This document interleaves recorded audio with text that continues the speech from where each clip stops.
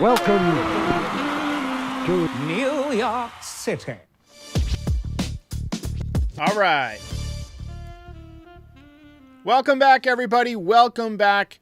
We are 98 days from pitchers and catchers reporting to camp, and it's going to be a long winter. So settle in. There's a lot of work that needs to be done. The Yankees have a lot of free agents here, and, you know, I hope a lot of our coaches and a lot of our players, and especially our manager, spend some time brushing up on the importance of baseball fundamentals this winter.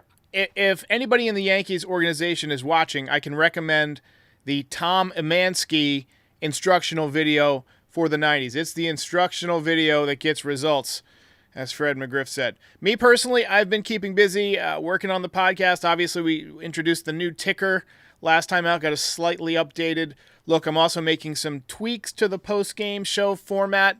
We made the adjustment last year where in May we weren't allowed to use highlights anymore, but the show had been built for highlights and things like that. So I'm kind of, reimagining how the post-game show will look next year. So that's going to be a lot of fun, but we're going to put more emphasis on just like a killer fun time and less redundant recaps, right? Because I always do the instant recap, and then we go back and do the full game recap. So we would normally have 4 topics that we would talk about. This year we're going to have 5, and then we'll go straight into like the belt, and we're going to have a new award next year for the players who perform the worst, right? We haven't officially named it the Trojans Boner of the Week award, but we'll see.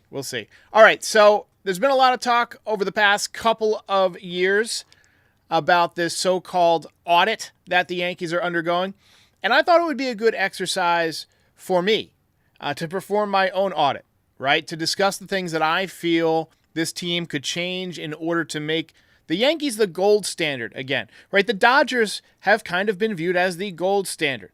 That's why Ohtani went there. He basically went there for nothing. He wanted to join an organization that was basically doing everything right. And the Yankees can get to that place again. So this podcast is going to be less about the individual players and less about, trades and free agents and things like that, and more about what the Yankees can do in a number of different areas to make themselves better. So let's start with the obvious one. They need to stop playing New York, New York by Frank Sinatra after losses. They got to stop doing it. I saw someone suggest they play That's Life. That's life. That's how you lived it. I expect that the Yankees could do just as fine playing that after games and save New York, New York for wins. Because the mood of the song doesn't match a loss, right? And it takes away from how special it is to hear New York after they win, right? You got to differentiate between winning and losing again. Number 2, they need to treat their prospects with much more respect. They have totally ruined the career of Oswald Peraza. They're trying the best they can to ruin Jason Dominguez. The way they treat their prospects is just disrespectful. They give guys numbers like 95 and 89 in spring training, and that's been the case for years. And then when the season begins or they get called up, they don't switch them to a lower number. They leave them with these astronomical, disrespectful numbers. And I know, how you saying a number's disrespectful? It's just, in Yankee tradition, that's just how it's always been. But that's one place where they've gotten away from the tradition, is they don't value lower numbers anymore. And then when they get called up, a lot of times they don't play, or they get erratic playing time. They'll play a day, they'll get a day off, play 2 days, hit a home run, and then get 2 days off. They have got to give their prospects more of a chance when they get to the major leagues. And shout out to Aiden on this one, my social guy. He says that the Yankees are way too stubborn, and I agree with him. That was a great way to put it. How long did they stick with Aaron Hicks and Josh Donaldson when they knew they were washed up, right? They stuck with them forever. DJ LeMahieu had 201 at-bats this season, had a negative 1.6 WAR. But if you ask Brian Cashman, I guarantee you, he'll say that LeMahieu is in the mix to start at first base next year or at third base, both of which are patently absurd. The guy can't hit anymore. He can barely move anymore. His feet are finished. He's not a professional athlete anymore. He's going to be in the beer league with Aaron Hicks and Josh Donaldson in a year. They probably stuck with Rizzo too long, too. I know he had a couple of hits in the playoffs, but the power has been gone for a while. And there's still a chance the Yankees could bring him back next year, although I doubt it. But some have speculated he could come back on a team-friendly contract. Just way too stubborn. They stick with guys who are obviously done for way too long. Way too stubborn. Number 4, they have to make the franchise more fun and less corporate. I get one of those Bronx City Connect jerseys to start with. I get it. You don't want people coming to the stadium for the first time and not getting to see the pinstripes. But I think the younger crowd that you're trying to turn into Yankees fans, rather, I think they like things like fun alternate jerseys. I don't have any data to show that. I didn't do a focus group, but I get a lot of questions from young kids like, hey, are the Yankees going to get a City Connect? Right? Things like that can make the season more fun.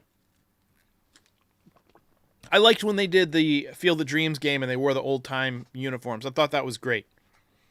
I like the military hats. I like, when they do for Mother's Day or Father's Day, they change the uniforms a little bit. A City Connect would be fun. You could even wear it on the road. Nobody says you got to wear it at home. Rep the Bronx on the road as like a blue alternate, right? Blue pinstripes on the road or something like that. Have fun with it. Wear something that looks like this. This jersey's the bomb, and it's comfortable. I get it. It's a marketing gimmick, as John the Beagle Dad says. But it's fun. It's fun. This is entertainment business, right? And number 5, going to be controversial. And I'm not saying you have to love it or hate it, but reconsider the beard rule. This is not a tradition that dates back 100 years. This was introduced with Steinbrenner in the early 70s. If Babe Ruth wanted to grow a giant beard, he could have. It says something about the culture with the Yankees that every time a player gets traded or signs elsewhere as a free agent, they immediately grow a beard. Every one of them. Allowing people to express themselves authentically, including things like facial hair, could make them a little more comfortable. And anyone who's ever managed people will tell you that the more comfortable someone is, the better they perform. So those are just a few of my thoughts on the cultural changes that I think the Yankees should consider. I know the beard thing is going to be controversial. And look, everyone gets to have their own opinion on it. I'm not saying I would necessarily 100% get rid of the rule, but I would adjust the rule, I think. I think maybe, it's time to explore letting well-groomed facial hair, right? Somebody wants a light beard, maybe a little more than a 5 o'clock shadow that I've got now. And by the way, I went down too far on my razor the other day, and I had to do the whole beard. Oh, aggravating. So it's growing back. But it's in the awkward stage right now. Anyway, let's talk a little bit about positional stability. Another thing the Yankees need to get better at is playing guys in their natural position. Over the past few years, we've had a lot of guys out of position. Glaber came up as a second baseman. He moved to shortstop. That was a failure. Moved back to second baseman. Hasn't been the same since. IKF was acquired as a Gold Glove third baseman, and they put him at shortstop, and he failed. Jazz Chisholm never played third base before as a professional until the Yankees traded for him. John Birdie played first base for the first time ever in the American League Division Series. Oswaldo Cabrera came up as an infielder and immediately moved to the outfield. And he was good as a right fielder. And then he moved back to the infield. He went from right field to left field. Now he's back in the infield. He's playing some first base. Aaron Judge is one of the best right fielders in baseball. And he's a serviceable center fielder. The numbers will show he's about average in center. But he's a Gold Glove caliber right fielder who steals 2 or 3 home runs a year. And the Yankees have been playing him in center field for 2 of the last 3 seasons. Giancarlo Stanton was a right fielder in Miami. They brought him in. They moved him to left field. Now he's a permanent DH. Anthony Volpe is a fine shortstop, won a Gold Glove as a rookie. But it's been obvious since the first time many of us saw him that the arm strength was lacking a little bit. We saw that hurt the Yankees a few times this year. I think he would be an amazing second baseman. I don't think shortstop's a position for him, even though he's pretty good. I think he'd be a Gold Glove second baseman. But you got Jazz Chisholm moving back over there. And Volpe's not going anywhere. So, I mean, we're just talking about guys playing out of position. Juan Soto played left field when he came to Yankee Stadium with the Padres. Yankees put him in right field. And yes, I know that you got to have a better defender for left field. And Juan Soto is not a good defender. He's not fast. So left field isn't a great match, so you had to put him in right field. But that meant you have to move Judge off the position. Why not move Judge to left field and open up center field for one of your top prospects, Mr. Dominguez? Something they might have to do next year. You just never saw this with any other championship teams. Bernie was always in center. O'Neill was always in right. Brocious was at third. Before that, it was Boggs and Hayes. Tino was at first. Knobloch was at second. The only thing that made differentiate from this was they moved him to left after the yips began. But guys had established positions. Jeter out there at short every night. Got a comment here from YouTube commenter says, Cashman's recent comments are disturbing. I don't think he's capable of correcting the problems because he doesn't think there are problems. You might be right. You might be right. He does seem to have a lot of confidence in the team's base running. He recently said that they're considered to have one of the best base running programs in baseball. But that was not true. That was not true. Let's talk a little bit about the baseball changes that need to be made. And we'll get into the base running in just a second. But they need to learn to get better at baseball at large. They struck out way too many times again this year. A lot of these guys have no two-strike approach. Jazz Chisholm, Anthony Volpe, Austin Wells until the playoffs. Giancarlo Stanton wouldn't change. None of these guys have a two-strike approach. And come to think of it, Wells really only had one good breakout game in the World Series. With 2 strikes and men on base, you have to prioritize putting the ball in play. Strike out way too much. And as the Dodgers proved in the playoffs, sometimes if you put the ball in play, the other team will screw it up. Also, I feel like a lot of the Yankees' hits come with 2 outs in the inning, or their rallies come in the 9th inning when it's too late. They'll take too long to get ramped up. I'm not sure exactly how to solve that problem. It would just be nice to see them be a little bit more effective earlier in the game. The Yankees need to go from first to third better. Especially, beginning of an inning, you got a guy walks to lead off the inning, you get a base hit. You want first and third right away. So if you get a double play, you still score a run. The Yankees are great at creating traffic on the bases. We heard that Boone quote all year long. We had a lot of traffic on the bases. Just couldn't get the big hit. It's right there in front of us. But the traffic can't be station to station. You've got to have some guys that get around the bases. I think they'll get better at that next year. Full season of Jazz Chisholm. 3rd year for Anthony Volpe. Be aggressive on balls in the dirt. And maybe a little bit more conservative when the situation calls for it. Stop getting thrown out at home with no outs or 1 out in the inning. They also need to stop getting picked off so much. And how many times this year did we see them go on contact with a runner on third base in less than 2 outs, and the ball's hit right at somebody and it gets thrown out at home? In my mind, there are only 3 guys who should be getting the green light to go in contact from third. Jazz, Volpe, and John Birdie. Because all those guys are fast and can beat a throw. That might include Dominguez too next year. I want to see a little bit more, but he's fast. Everyone else gets thrown out going home.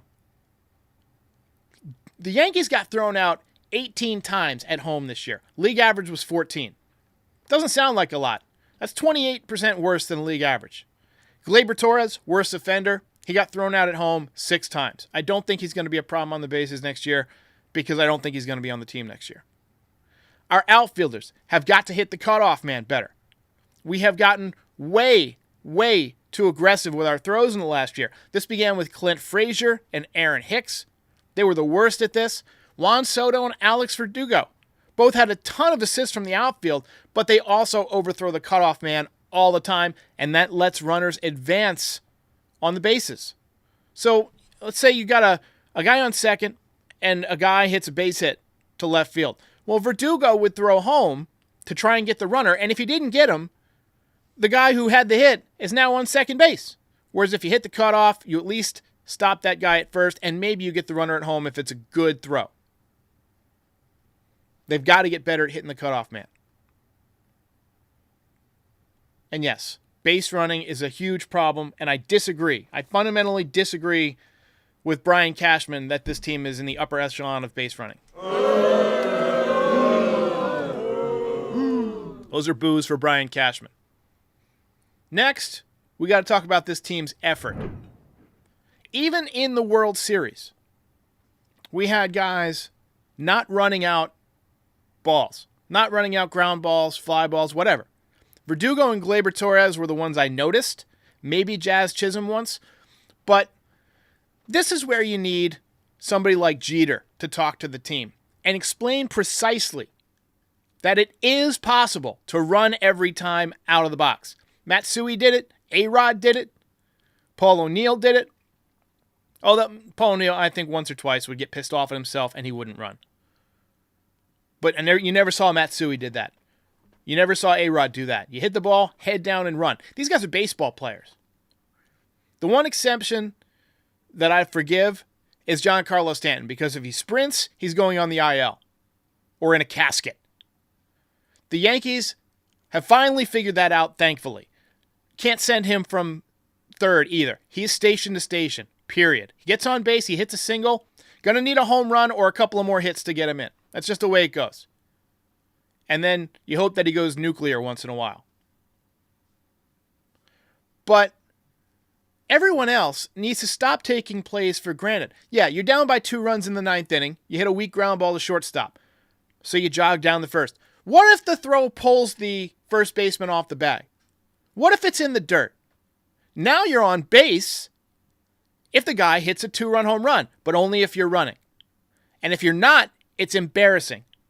There's just no reason not to run to first base as hard as you can every time. Watch the Dodgers. Watch Mookie Betts. Great players run every time. And finally, before we get to your calls, I want to talk about leadership on this team. Brian Cashman is already signaling that Aaron Boone's going to get an extension. He's got an option. They haven't picked it up. He's probably going to come back. And he's had some moments, good and bad. He sticks up for his players. I like that. He sticks up for the players with the strike zone, not afraid to get tossed. I like that.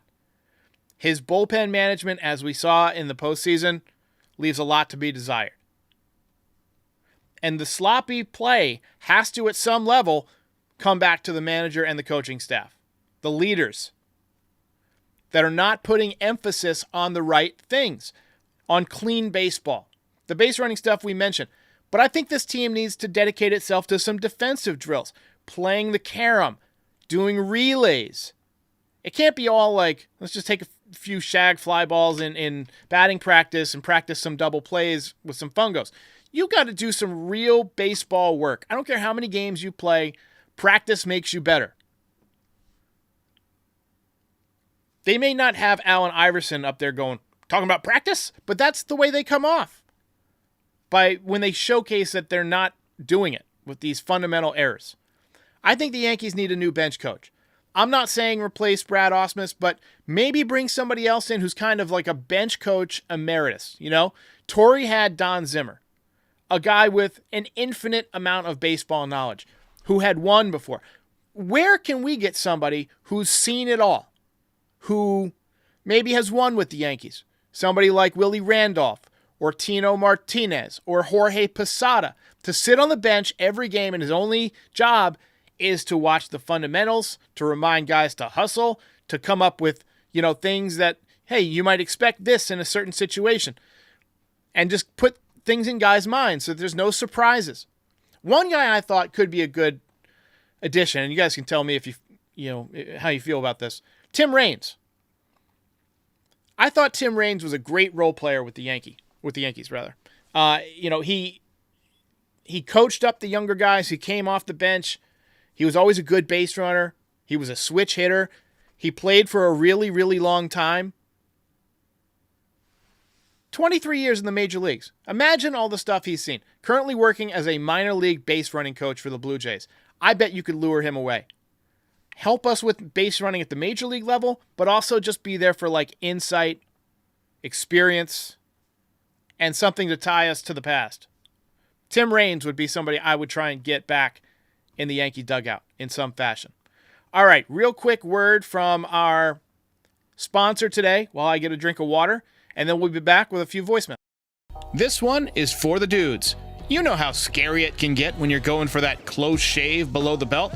That's why Pinstripe Territory trusts Manscaped for those sensitive areas. Their newest package, the Performance Package 5.0 Ultra, including the star of the show, the Lawnmower 5.0 Ultra. This 5th generation trimmer features 2 interchangeable next-gen skin-safe blade heads, a standard one for taking a little off the top, and a new foil blade to go smooth wherever your heart desires. And Manscaped didn't stop there. They even threw in 2 free gifts with their Performance Package 5.0, the Manscaped Boxers, these are amazing, and the Shed Travel Bag.